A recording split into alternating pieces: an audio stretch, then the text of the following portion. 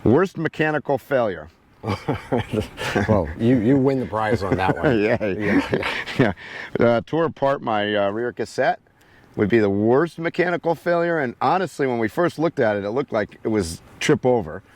Yeah. And then somehow I managed to ride for 2 or 3 days with after we watched the video, but we had to break off Second gear altogether. And somehow it managed to continue to shift. In fact, one time I forgot, and on our bike computer, we actually on our front page, so we can look at it, we have electronic shifting. By the way, let's mention that.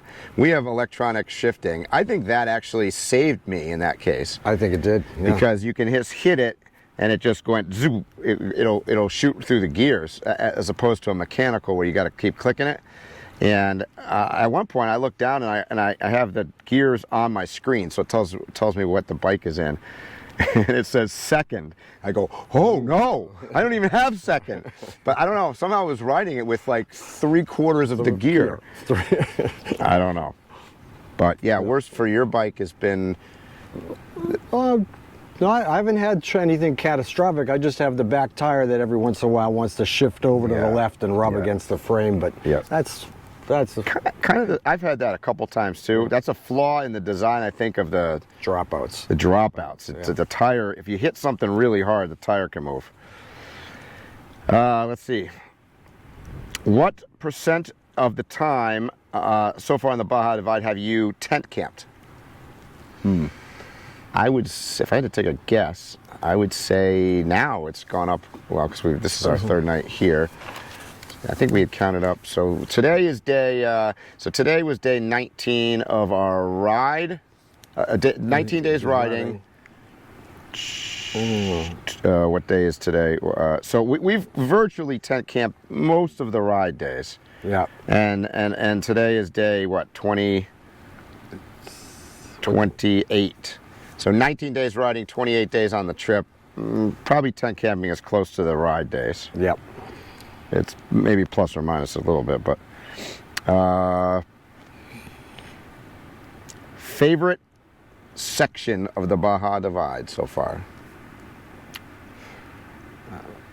Probably, it's kind of a catch-22. The most diabolical, treacherous are usually the beautiful, most beautiful. And this one was gorgeous valley that we went through with an really interesting landscape and formations. Yeah, as it turns out, that's Constitucion to La Paz is the section, I guess, if you were looking at it online.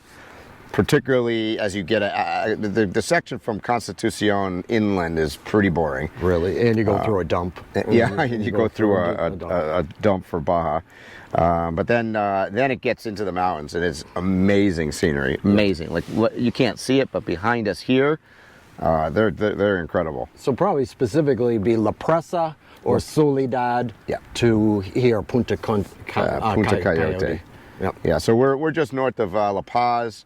So from here, backtracking to over the mountains into La Presa probably. La Presa, yeah. Second, I'll give it second award to the Jeep Trail section that we did up in northern Baja. That was gorgeous. Beautiful. That was a great way, and particularly when it comes into Catavina with all the cool cactuses and stuff. Yeah, well, yeah, that was cool. What are your favorite memories so far? I really get a kick out of the rancheros that take us in and give us goat cheese or give us a tortilla with queso. And the rancheros open their houses and they have nothing. They have nothing, but yet they're willing to share with total strangers. Yeah, I would second that. The number one experience thing for me, is definitely the ranchers. I mean, some of them have made stuff. By the way, sometimes you pay. You could stay with them. Other times, like yesterday, they made sandwiches for us. Today, a couple hours ago, we stopped at some just rancher on the side of the road and say, "Do you got any agua?" and gave us water.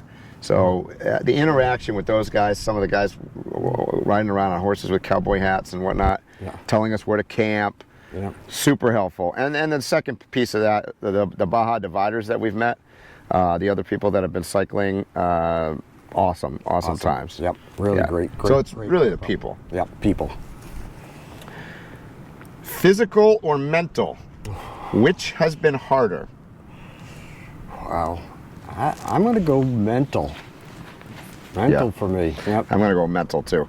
I mean, being a cyclist for as long as I have been, like, there's a lot of things we've done, races and whatnot, that are very challenging and difficult physically. There are moments of this that are certainly super physical, but the mental is overwhelmingly, because I think it's just the how big it is. Yeah. And you look at a map and you go, oh my God, we've gotten absolutely nowhere. And when you have a challenging hill section, if you look up, the hills just never end. Switchbacks. Never end. Never end. Yeah, it's mental. Any injuries so far? Well, the cactus tip over. Yeah, I get the major mechanical. Eric gets the. I think you got the more injuries than I have so far. Yeah, tipping over has been a pretty common event, and I've tipped over a lot. But the one time I tipped over and landed on the cactus, that wasn't good. You also went down pretty hard on rocks one time. Yeah, I went down on rocks. It was a little short stretch where every elbow, knee, ankle was all bruised and swollen. Yeah, I have, my legs are all chewed up, mostly from falling and smacking my pedals. Yeah. Is really what most of that's about. Because also, same thing, we've fallen, we couldn't even count. If we were trying to count, we would have lost track in the hundreds. Yep. How do you stay secure? Hasn't really been an issue that much. No. No. I mean, I think we locked the bikes once. Yep. When we went food shopping. When we went to the grocery store, yeah. I think we locked the bikes once. Most of the time, and I know people are confused sometimes, this route is not riding down a road. We go days without seeing anybody.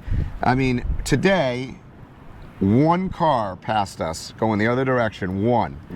I would say 3 cars have passed us in 3 days total. That's it. That's it. I mean, we are not on main roads. We are out in the sticks, and there's nothing out there. So, you know, I mean, sometimes I get a little nervous about having a campfire and somebody's going to see it, but we've had no issues. Nope. Biggest fear on the ride? Did we answer that already? I thought, you know, for me, I was a little nervous that night with the coyotes. Oh, yeah. Actually, it's not just one night. The coyotes have been sort of a consistent theme the whole trip. Yeah. Multiple nights. Even last night, the coyote was in trying to kill chickens or something. Yep. And mine, it just came to me, was the biggest fear was the time we miscalculated and didn't pack enough water.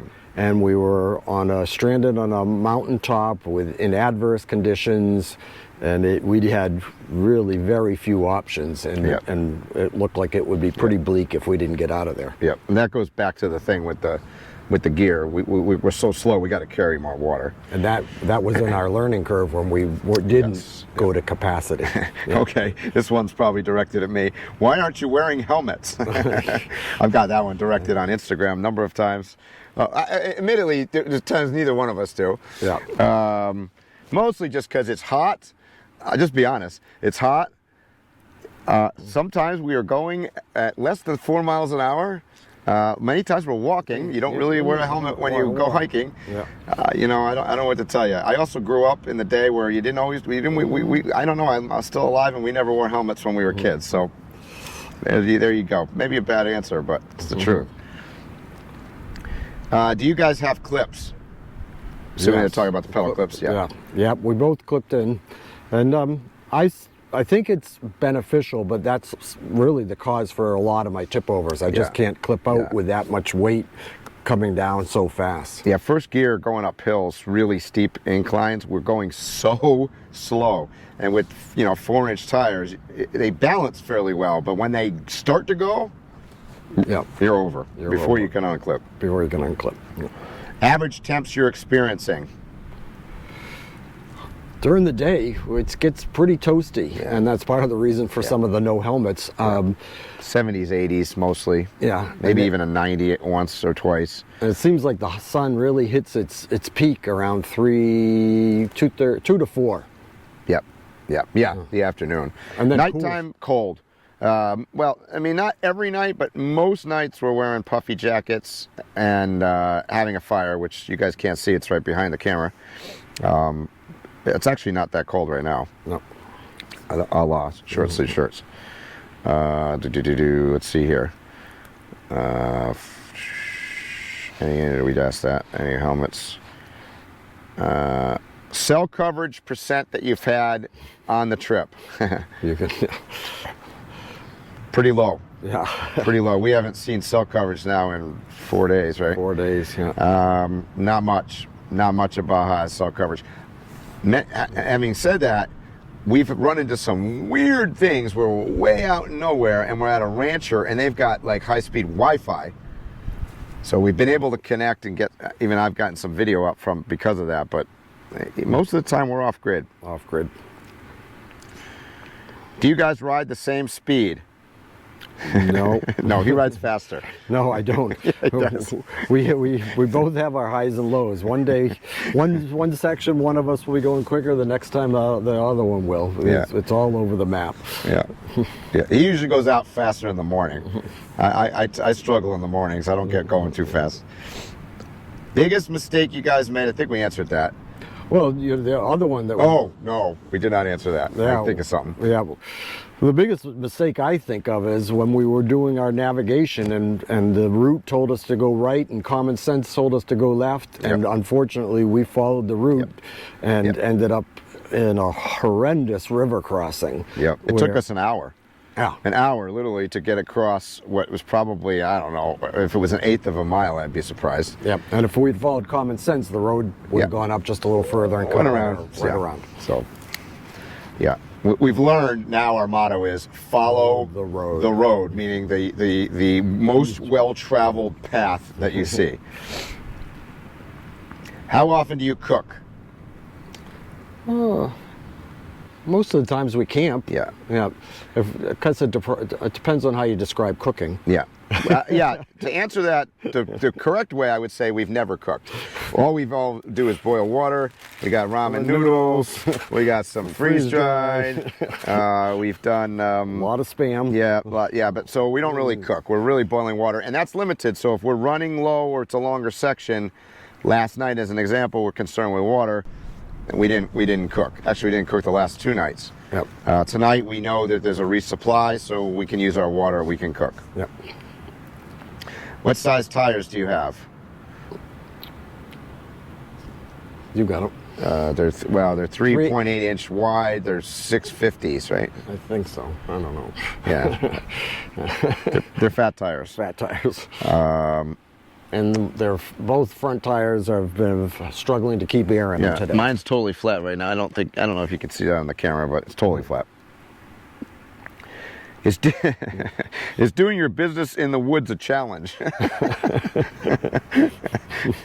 Not Nope. really. Not really. If you gotta go, you gotta go. There's a gigantic area to go. Nope. Can't say that's a problem. Are you coming to Vietnam? Well, we'd love to. Sure, we'd love to. Hopefully it's not as challenging. That's right. Is Mexico safe? Yes. The parts that we've been in have been super safe. If anything, the people have been so gracious you would never even think of safety as a concern. Yeah. I always tell people, in my opinion, Mexico is far safer than the United States. So, if that gives you anything. What have you given up on this trip that you do at home? So, a routine thing. Showering. Yeah, I can't take 3 showers a day. I mean, so yeah. And this is not all the questions. So we're gonna do this in a couple segments. I'm leaving a big one for the last one though. We'll end this segment with that. Has the Baja Divide been life-changing? Yeah, I think I would say yes, it has. How about you? How? Oh, I know how it has been for me, but I think you're going to be surprised to hear it. In fact, everybody out there is probably going to be surprised to hear it. I think it just makes me appreciate not the material things I have at home, but the relationships I have at home. Yeah. Yeah, so for me, it's been I agree with what Eric just said too. That there's a whole mess of time spent thinking while you ride. And I'm having particularly a bunch of issues, family issues at home right now. So, a good thing we didn't mention we have a satellite communicator, so we can always communicate via satellite text, which has been kind of lifesaver, to be honest with you. It saved us a couple times. Yeah. But I'm getting off topic. I would say it is, so they say you have different seasons in your life. And what I found is that, ironically, probably the reverse of what Baja Dividers want to hear me say, I would say that, you know, it's like I use this as an example. I started playing hockey when I was 4 years old, and I retired from playing it about, I don't know, maybe 5 years ago. So I played it for many, many years. Hung up the skates, that was it. This could be my opportunity to hang up my cycling, honestly. Because, and this might sound weird, you only got so much time in your life.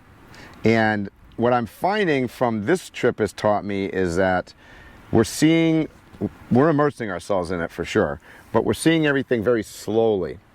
And if you were to, so I could tell you unequivocally, this means biking, means of transport to go around the world to see it, is definitely not my thing, without a doubt. It's too slow. And you know, I wouldn't see enough stuff. So the mode of transport is an issue. But furthermore, as Eric hears me say every day now, it's like I'm not really enjoying the pedaling.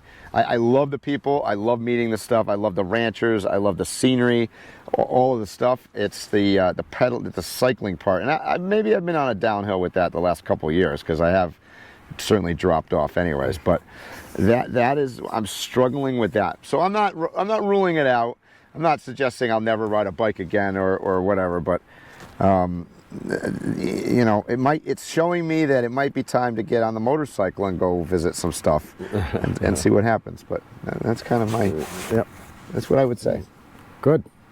So anyways, we're going to get some dinner now, and that was round one of Q&A. We do have some more questions that maybe we'll shoot somewhere else on a different location, but until then, we'll see you next video.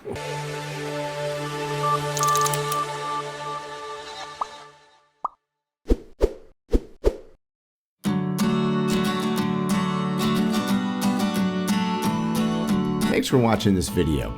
If you like what we're doing, be sure to subscribe to our channel by clicking on the truck and tree symbol to your right. Once again, thanks and hope to see you soon.